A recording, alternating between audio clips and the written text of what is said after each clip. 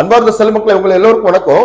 நம்ம இன்னைக்கு ராத்திரி பகலா மெழுகுவர்த்தி மாதிரி ஒழுகி நம்மளுடைய பிள்ளைகளுக்காக வாழ்றோம். இந்த பிள்ளைகளுடைய எதிர்கால வாழ்க்கை நல்லா இருக்குன்னு சொன்னா அவங்க ஒரு திறமையான பிள்ளைகளா உருவாக வேணும் இல்லையா? அப்ப அந்த பிள்ளைகளுக்கு திறமை இருக்கா அப்படின்னு பாக்குறதுக்கு நீ என்ன செய்யணும்? ஒரு 6 கொஸ்டின் கேளுங்க மக்களே. ஏன்னா கஷ்டப்பட்டு ஆரம்பத்துல இருந்து பெத்து வளர்த்து பிள்ளைகளை +1 +2 படிக்க வச்சு அப்புறம் இன்ஜினியரிங் படிக்க வச்சு மேல் படிப்பெல்லாம் படிக்க வைக்கிறோம். படிக்க வைக்கிறது முக்கியம் இல்ல, அந்த பிள்ளைகள் திறமையான பிள்ளைகளா உருவாகிறாங்களா அப்படிங்கறதா ரொம்ப முக்கிய மக்களே. அப்போ அந்த திறமையான பிள்ளைகளா உருவாகிறாங்களா அப்படிங்கிறது இந்த ஒரு 6 கேள்வி எனக்கு தெரிஞ்ச ஒரு ஆரம்பத்தில் ஒரு ஜெனரல் நாலேஜ், ஒரு பொது அறிவு, ஒரு 6 கேள்வி கேளுங்க மக்களே. இப்ப எடுத்துக்காட்டா ஃபர்ஸ்ட் பாத்தீங்கன்னா, இந்த உலகத்துல எத்தனை நாடு இருக்கு கேளுங்க மக்களே. உங்களுடைய பிள்ளைகள்கிட்ட உலகத்துல எத்தனை நாடு இருக்கு அப்படி முதல் கேள்வி கேளுங்க. உலகத்துல எத்தனை மக்கள் தொகை இருக்காங்க அப்படின்னு கேளுங்க. மூணாவது நம்ம இந்தியாவில எத்தனை மாநிலம் இருக்குன்னு கேளுங்க. 4வது இந்தியாவில எத்தனை மக்கள் தொகை இருக்குன்னு கேளுங்க. 5வது நம்ம தமிழ்நாட்டில் எத்தனை மாநிலம் இருக்குன்னு கேளுங்க. 6வது தமிழ்நாட்டில் எத்தனை மக்கள் தொகை இருக்குன்னு கேளுங்க மக்களே. இது எதுக்குன்னா, இது சாதாரணமா ஜென்ரலா ஒரு பொது அறிவு. நான் எதுக்கு சொல்ல வரேன்னா, நான் 28 ஆண்டு காலமா LICல ஏஜெண்டா இருக்கிறேன். அப்போ நான் பாலிசிகள் போட போகும்போது ஒவ்வொரு வீட்லயும் நான் எனக்கு தெரிஞ்ச வீட்டுங்களை பாலிசி போட போகும்போது அந்த பிள்ளைகளுக்கு சில நல் அறிவுரைகள் கூறி நான் பாலிசிகள் போட்டுட்டு வருவேன். ஆனா திருப்பி 2வது நான் போகும்போது நான் என்ன அறிவுரைகள் கூறினோ அது சம்பந்தமான விஷயத்தை மறைச்சிருவாங்க. அதை நான் அப்புறமா சொல்றேன், எப்படி மறைக்கிறாங்க, என்னதை மறைக்கிறாங்க அப்படின்னு சொல்ற மக்களே. இது என்னுடைய ஒரு பொது அறிவான ஒரு விழிப்புணர்வு மக்களே. நம்ம கஷ்டப்பட்டு பிள்ளைகளை படிக்க வைக்கிறது முக்கியம் இல்லை. அடுத்தது, அப்ப இந்த 6 கேள்விகளை நீங்க சாதாரண ஒரு பொது அறிவு.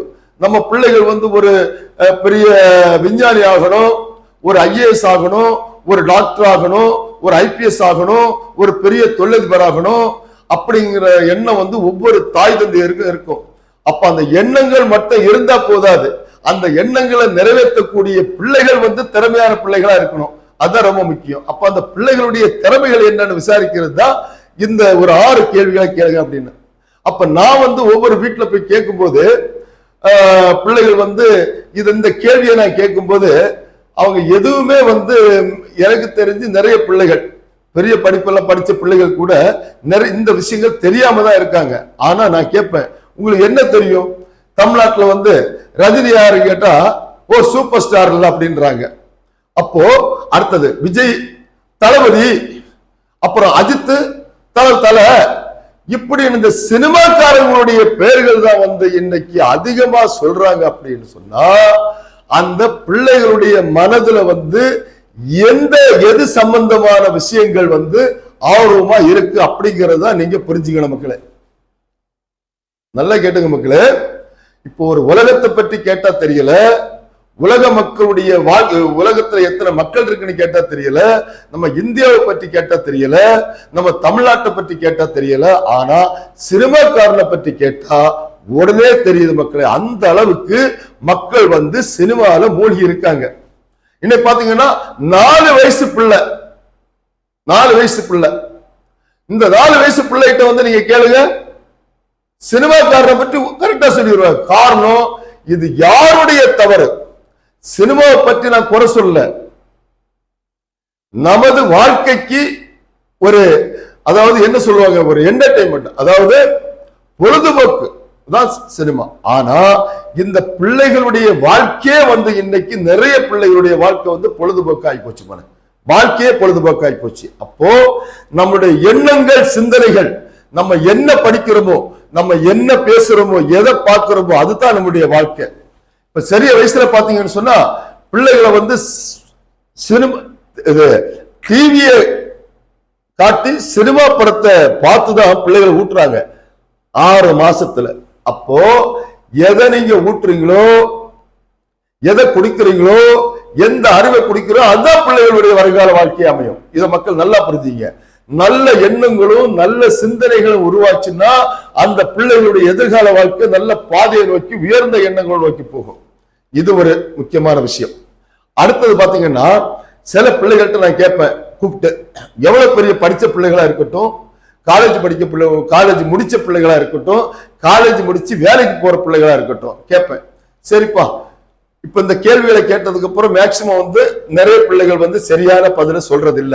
சரி, அடுத்தது நம்ம முக்கியமான ஒரு வாழ்க்கை, நம்ம தாய் தந்தைகள் ராத்திரி பகலா நம்மளுடைய பிள்ளைகளுடைய எதிர்கால வாழ்க்கைக்காக நம்முடைய தாய் தந்தையுடைய வாழ்க்கையை வந்து அர்ப்பணம் பண்ணி மெழுகுவர்த்தி மாதிரி உருகி வாழக்கூடிய வாழ்க்கை தான் தாய் தந்தைகளுடைய வாழ்க்கை.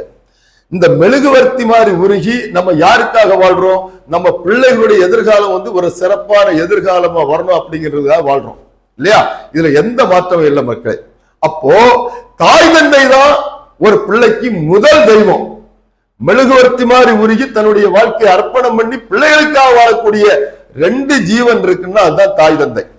அப்போ நான் பிள்ளைகிட்ட கேட்கிறேன், சரி உங்களுடைய எதிர்கால வாழ்க்கைக்காக உங்களுடைய தாய் தந்தைகள் 2 பேருடைய வாழ்க்கையை அர்ப்பணம் பண்ணி வாழ்வது உண்மைதான தம்பி?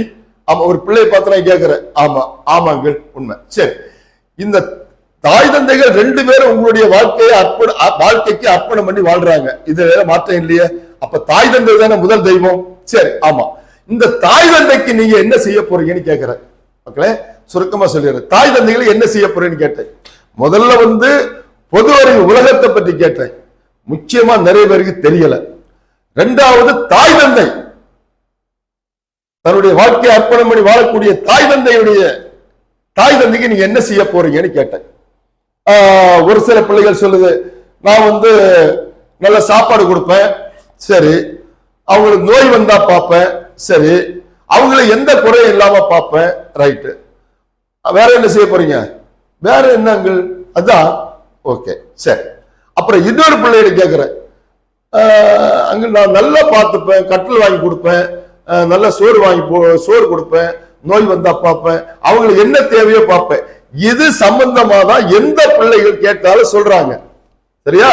அப்ப அந்த பிள்ளைகள் வந்து அதை சொல்றாங்கன்னு சொன்னா அவங்களுடைய மனதுல என்ன இருக்கோ அதைத்தானே சொல்றாங்க மக்களே. இதுல ஏதாவது மாற்றம் இருக்கா?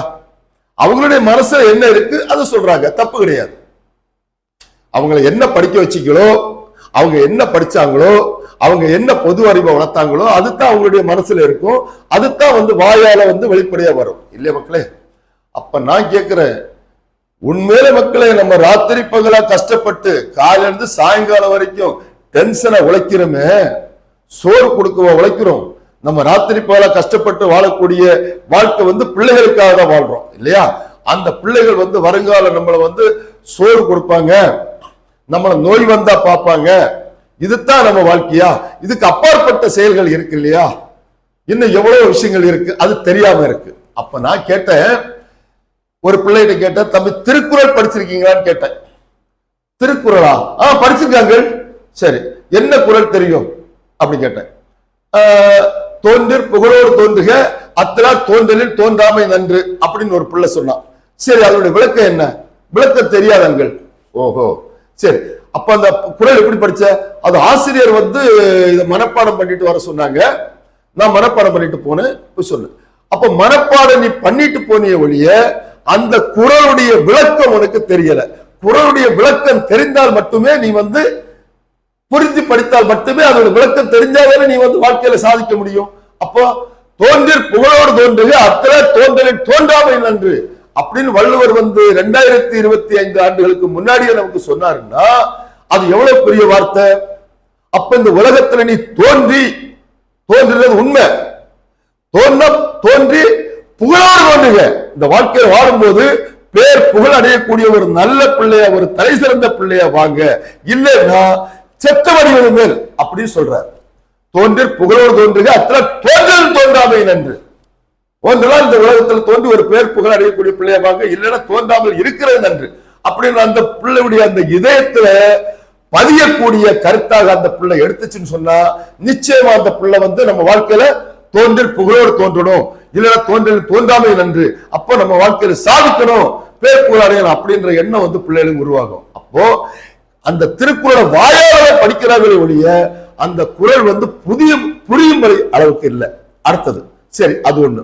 அடுத்தது, ராத்திரி பகலா கஷ்டப்பட்டு ஒரு தாய் தந்தை வளர்க்கிறாங்க இல்லையா? இந்த தந்தைக்கு செய்யக்கூடிய கடமை, ஒரு பிள்ளை வந்து தந்தைக்கு செய்யக்கூடிய கடமை என்ன அப்படிங்கறது வள்ளுவர் என்ன சொல்றாரு? சோறு கொடுங்க, கட்பாய் கொடுங்க, நோய் பாருங்க அப்படின்னு சொல்லல. மகன் தந்தைக்கு ஆற்றும் நன்றி இவன் தந்தை என்னொற்றாற்போல் எனும் சொல். மகன் தந்தைக்கு ஆற்றும் நன்றி இவன் தந்தை என்னொற்றான் போல் எனும் சொல். அப்ப அது விளக்கம் என்ன? ஒரு பிள்ளைய பத்து எடுத்து சோறு கொடுக்கிறது முக்கியம் இல்ல மக்களே. இப்படிப்பட்ட பிள்ளையை பத்தி எடுக்க இவர் தந்தை என்ன தவம் செய்தாரோ, எப்படி அந்த பிள்ளையுடைய நல் வாழ்க்கை, நல் நடத்த, நல் எண்ணம், நல் சிந்தனை, அந்த பிள்ளை உலகத்துல வாழும் போது பிற மக்கள் அடுத்தவங்க நம்ம பார்க்கும்போது இப்படிப்பட்ட பிள்ளையை பத்தி எடுக்க இவர் தந்தை என்ன தவம் செஞ்சிருக்காரோ, மகா பிள்ளை, நல்ல பிள்ளை அப்படின்னு போற்றக்கூடிய வகையில பிறர் சொல்லக்கூடிய வார்த்தைகள் தந்தையுடைய காதலை கேட்கணும் அப்படிங்கிறார். எவ்வளவு பெரிய வார்த்தை மக்களே. மகன் தந்தைக்கு ஆற்றும் நன்றி அவையத்து முந்தி இருப்ப செயல். சாரி, மகன் தந்தைக்கு ஆற்றும் நன்றி இவன் தந்தை என்னொற்றான் போல் என்று சொல். இது ஒரு மகன் தந்தைக்கு செய்யக்கூடிய கடமை. இதை புரிந்தால், புரிந்து படித்திருந்தால் அந்த பிள்ளை வாழ்க்கையில ஓஹோ நம்ம தந்தைக்கு கட்டில் கொடுக்கிறது பெரிய விஷயம் இல்ல, சாப்பாடு போடுறது பெரிய விஷயம் இல்ல, நோய் பார்க்கிறது பெரிய விஷயம் இல்ல, பிறர் போற்றக்கூடிய வகையில நம்ம வாழ்க்கை வாழணுன்ற எண்ணம் மனதில் தோணுமா தோணாதா? புரிந்து படித்தால் கண்டிப்பா தோணும். ரெண்டாவது, நான் சுருக்கமா தான் பேசுறேன். ரெண்டாவது ஒரு தாய், அதாவது தந்தையை விட அன்பை குடிக்கக்கூடியவங்க ஒரு தாய். 10 மாதம் சுமந்து அந்த பிள்ளையை பெற்று வெளியே எடுத்து எப்படி கொஞ்சறாங்க. ஆனா அந்த பிள்ளையோட எதிர்கால வாழ்க்கை எப்படி இருக்கு நீங்க கனவு காட்டுறாங்களா இல்லையோ, ஆனா அந்த பிள்ளை ஒரு பிறந்த நாளா இருந்தாலும் சரி, எதுவா இருந்தாலும் கடன் கையில பணம் இல்லாம இருந்தாலும் கடன் வாங்கியாவது செலவு பண்றாங்க. அப்படிப்பட்ட பிள்ளை எதிர்கால வாழ்க்கை ஒரு சிறப்பான வாழ்க்கையா இருக்கிறேன்னு சொன்னா எப்படி செய்யறேன்னு சில தாய் தந்தைகளுக்கு தெரியல. அப்போ அந்த தாய்க்கு என்ன கடமை ஒரு பிள்ளை செய்யணும்னு வள்ளுவர் சொல்லி இருக்கார். நான் மொத்தம் 3 குறள் தான் மக்களை சொல்ல போறேன், அதிகமா இல்ல. ஒரு குறள் சொல்லிட்டேன், தந்தைக்கு ஒரு பிள்ளை தந்தைக்கு செய்யக்கூடிய கடமை சொல்லிட்டேன். ரெண்டாவது, ஒரு பிள்ளை தாய்க்கு செய்யக்கூடிய கடமை. வள்ளுவர் என்ன சொல்றாரு? ஈன்ற பொழுதில் பெரிதுவக்கும் தன்மகனை சான்றோர் என கேட்ட தாய். ஈன்ற பொழுது பெரிதுவக்கும் தன்மகனை சான்றோன் என கேட்ட தாய். எவ்வளவு முக்கியமான குறள் மக்களே. ஈன்ற பொழுது, அதாவது அந்த பிள்ளையை பெற்று எடுக்கும் போது அந்த தாய் பிரசவ வலியால துடிக்கிறா பாத்தீங்களா? எவ்வளவு வேதனைகள், சோதனைகள். 10 மாதம் சுமந்து அந்த பிள்ளையை பிரசவிக்கும் போது, பெற்று எடுக்கும் போது ஏற்பட்ட வலிகள் சாதாரண வலிகள் அல்ல. அதை அனுபவித்தால் மட்டுமே தெரியும். அப்போ அப்படிப்பட்ட ஒரு தாய்க்கு அந்த தாயுடைய காதல், உன் மகன் நல்லவன், உன் மகன் அறிவாளி, உன் மகன் திறமசாலி, உன் மகன் பேர் புகழடையக்கூடிய நல்ல பிள்ளை அப்படின்ற வார்த்தை பெருமக்களால் சொல்லப்படும் பொழுது அந்த வார்த்தை தன்னுடைய தாயுடைய காதலை கேட்கணும். யாரு? அக்கம் பக்கத்துல உள்ளவங்க, உலகத்துல உள்ளவங்க, இப்படிப்பட்ட பிள்ளைய பாரு, நல்ல அறிவானியான பிள்ளைய பத்தி எடுத்திருக்காங்க பாரு அப்படின்னு ஒரு தாயுடைய காதல பெருமக்கள் சொல்லக்கூடிய வகையில சொல்லும் பொழுது அந்த தாயுடைய காதலை கேட்கணும். கேட்கும் போது அடையக்கூடிய சந்தோஷம் இருக்கு இல்லையா? அந்த சந்தோஷம் பிள்ளையை பெற்றெடுக்கும் பொழுது ஏற்பட்ட அந்த பிரசவத்தில் துடிக்கும் போது ஏற்பட்ட வலியை விட பல்லாயிரக்கணக்கான மடங்கள் சந்தோஷம் அடைகிறாள். இதுதான் அந்த தாய்க்கு செய்யக்கூடிய கடமையா வள்ளுவர் சொல்றார். அதான் ஈன்ற பொழுது பெரிதுவக்கும் தன் மகனை சான்றோன் என கேட்ட தாய். புரியுதுங்களா மக்களே? இது 2. அடுத்தது, கஷ்டப்பட்டு ராத்திரி பகலா பிள்ளைகளுக்காக உங்களுடைய வாழ்க்கையை அர்ப்பணம் பண்ணி வாழ்றீங்களே. நான் எதுக்கு சொல்றேன்னா, சில தாய் தந்தைகள் தன்னுடைய பிள்ளைகள் சிறப்பாக இருக்கணும் அப்படி எல்லா தாய் தந்தைகளும் நினைக்கிறாங்க. ஆனா நினைக்கிறது முக்கியம் இல்ல. அந்த பிள்ளை ஒரு அறிவாளியான ஒரு திறமையான பிள்ளையா வரணும்னு சொன்னா என்ன செய்யணும் அப்படின்னு நிறைய பேருக்கு தெரியல. முதல் கடமை மக்களை வள்ளுவர் சொல்றார், தந்தை மகற்கு ஆற்றும் நன்றி அவையத்து முந்தி இருப்ப செயல். முதல் கடமை நம்ம வாழ்க்கையில செய்யக்கூடிய கடமை. தந்தை மகற்கு ஆற்றும் நன்றி அவையத்து முந்தி இருப்ப செயல். அப்படின்னா அவை என்ன மக்களே? சான்றோர்கள், அறிவாளிகள், திறமசாலிகள், படித்தவர்கள் மத்தியில உன்னுடைய பிள்ளை முதல் வரிசையில இருக்கணும் அப்படின்னு சொல்றார். அந்த அளவுக்கு நல்ல திறமையான கல்வியை கொடு அப்படிங்கிறார். அறிவை கொடு, திறமையை கொடு. கல்வியை யாராலும் அளிக்க முடியாது. எங்கு சென்றாலும் திருடப்படக்கூடாது, திருடப்படக்கூடாத ஒரே ஒரு விஷயம் இருக்கின்றால் கல்விதான். அழகு, ஆடம்பரம் எல்லாம் இன்னும் நிறைய தாய் தந்தைகள் பாத்தீங்கன்னா பிள்ளைகளை உடுத்தி பாக்குறாங்க. என்னுடைய அனுபவத்துல பாக்குறேன். நல்ல துணியை எடுத்து கொடுத்து உடுத்தி அழகு பாக்குறாங்க. அது என்னைக்கும் அழிவுக்கு வழி. அணிந்து அழகு பார்க்கிறாங்க. அணிந்துனா என்ன? உடைகளை உடுத்தும் நகைகளை போட்டும் அணிந்து பார்க்கிறாங்க. அதுவும் ஆபத்து. சாப்பாடு கொடுத்து பிள்ளைகள் நல்லா சாப்பிடணும் அழகு பார்க்கிறாங்க. அதுவும் ஆபத்து. என்னைக்கா இருந்தாலும் ஆபத்து. ஆனால் அறிவை கொடுத்து அழகு பாருங்க மக்களே. அழகுபடுத்தி அழகு பார்க்க வேண்டாம், அணிந்து அழகு பார்க்க வேண்டாம். அறிவை கொடுத்து அழகு பாருங்கள். அந்த பிள்ளைகளுடைய வாழ்க்கை கடைசி காலம் வரைக்கும் நல்லா இருக்கு மக்களே. இதுல எந்த மாற்றமும் இல்லை. ஏன்னா அறிவு தான், திறமை தான் அந்த பிள்ளைகளுக்கு கடைசி காலம் வரைக்கும் நம்ம சிறப்பா இருக்கும். சரியா? அதனால மக்களை இதை நான் சுருக்கமா முடிக்கிறேன். எந்த ஒரு தாய் தந்தையா இருந்தாலும் சரி, முதல் கடமை தான் பெற்ற பிள்ளைகளுடைய எதிர்கால வாழ்க்கை சிறப்பாக இருக்க வேண்டும். சமுதாயத்துக்கு நல்ல செய்வரவனா இருக்க வேண்டும், பேர் புகழ் அடைகிறவனா இருக்க வேண்டும் என்ற எண்ணத்தோடு சிந்தனைகளோடு நீங்க வளர்த்தீர்களே ஆனால் அந்த பிள்ளை வாழ்க்கையில உயர்ந்த நிலையில் அனைத்து துறைகளிலும் பேரிலும் புகழிலும் ஒரு சிறந்த பிள்ளையாக உருவெடுத்தானால் பொருளாதாரத்தில் உயர்ந்த நிலையில் இருப்பான். பொருளாதாரத்தில் உயர்ந்த நிலையில் இருந்தால் அவன் நமக்கு கட்டில் வாங்கி கொடுக்க வேண்டாம், சோறு போட வேண்டாம் மக்களே. அவன் சிறப்பாக இருக்கின்றான் என்ற செய்தி இருந்தாலே நம்ம சந்தோஷம் அடைவோம் மக்களே. இதுல எந்த மாற்றமும் இல்லை. சிலவங்க பிள்ளைகளுடைய கல்வியை கோட்டை விட்டுருவாங்க. பணம் பணம் பணம் பணம் அழிவாங்க. யாருக்காக அழுகிறீங்க? பணம் தேவை. ராத்திரி புகழ கஷ்டப்படுங்க. எந்த அளவுக்கு கஷ்டப்படுறீங்களோ அந்த அளவு வாழ்க்கையில முன்னேற்றம் வரும். கஷ்டப்படாதவருடைய வாழ்க்கை ஏழைதான். அது ரெண்டாவது சப்ஜெக்ட். அது கஷ்டப்படுறவ வாழ்க்கையில முன்னேற நினைக்கிறவ உழைக்கிறவ உயர்ந்த நிலையில இருப்பான். சோம்பேறியா இருக்கும் வாழ்க்கையில பின்தங்கி இருப்பான். அதனால அந்த ராத்திரி பகலா கஷ்டப்படக்கூடிய ஒரு வாழ்க்கை ஒரு பயனுள்ள வாழ்க்கையை அமையணும்னு சொன்னா தான் பெற்ற பிள்ளைகள் ஒரு எதிர்காலத்தில் ஒரு திறமையாக, ஒரு சாதனை படிக்கக்கூடிய பிள்ளையாக, ஒரு பொருளாதாரத்தில் உயர்ந்தக்கூடிய பிள்ளையாக வளர்த்தால் மட்டுமே நீங்க வாழ்ந்த வாழ்க்கைக்கு ஒரு அர்த்தம் இருக்கு. இல்லைன்னா வாழ்றதை விட வாழாம இருக்கலாம் மக்களே. தப்பா எடுத்துக்காதீங்க. என்னுடைய கருத்தை சொல்றேன். தாத்தா ஏழையாக இருக்கலாம், நமது அப்பா ஏழையாக இருக்கலாம், நாம் ஏழையாக இருக்கலாம். ஆனால் நமது பிள்ளைகள் ஏழையாக இருக்கக்கூடாது. அதுக்காக சோம்பேறித்தனமாகவோ கஷ்டம் நஷ்டம் தெரியாத பிள்ளைகளாகவோ வளர்ப்பது அர்த்தம் இல்லை. திறமையான பிள்ளைகளாக கஷ்ட நஷ்டம் எல்லாம் தெரிஞ்சு, படத்துடைய மரியாதை என்னன்னு தெரிஞ்சு, எல்லா அறிவுகளும் தெரிஞ்சு சிறப்பான பிள்ளையா உருவாக்க வேண்டியது ஒரு தாய் தந்தையுடைய கடமை மக்களே. மக்களே, இது நாம் பேசக்கூடிய வார்த்தைகள் நல்லதா கெட்டதா இந்த வீடியோ நீங்க மறக்காம ஸ்கிப் பண்ணாம பாருங்க மக்களே. தயவு செய்து முடிஞ்ச வரைக்கும் இந்த வீடியோ நல்லதா இருந்தா ஷேர் பண்ணுங்க மக்களே. தானும் பயன்பெற்று எதிர்காலத்துல ஒரு தாய், ஒவ்வொரு தாய் தந்தையரும் நினைக்கக்கூடிய விஷயம் தான்.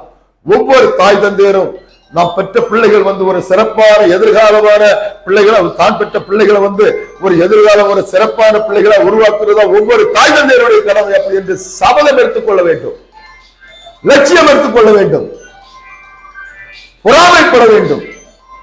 பொறாமைப்படணும். அடுத்தவருடைய வாழ்க்கையை பற்றி பொறாமைப்படக்கூடாது, அடுத்தவருடைய சொத்தை பற்றி பொறாமைப்படக்கூடாது. ஆனால் பிற பிள்ளைகளை விட நமது பிள்ளைகள் சிறப்பாக இருக்க வேண்டும் என்று பொறாமைப்பட வேண்டும். இந்த பொறாமையை நான் பட்டேன். பிற பிள்ளைகளோட என்னுடைய சமுதாயத்துல என்னுடைய பிற பிள்ளைகளோட என்னுடைய பிள்ளைகள் நல்லா இருக்கணும்னு நினைச்சு ஆசைப்பட்டேன். இதை ஒவ்வொரு மனிதர்களும் நினைக்கணும், ஒரு லட்சியமா இருக்கணும். நமது பிள்ளைகள் எதிர்காலத்துல ஒரு சமுதாயத்துல பேரெடுக்கக்கூடிய பிள்ளையா, திறமையான பிள்ளையா, பொருளாதாரத்தில் மேம்படக்கூடிய பிள்ளையா உருவாக்குனீங்கன்னா சமுதாயத்துல ஏழைகள் என்ற ஒரு சப்ஜெக்டே கிடையாது மக்களே. அதனால முடிஞ்ச வரைக்கும் மக்கள் நம்முடைய பிள்ளைகள் ஒரு சாதனை படைக்கக்கூடிய பிள்ளைகளை உருவாக்க மக்களே. நன்றி, வணக்கம். அடுத்த வீடியோல பார்ப்போம் மக்களே.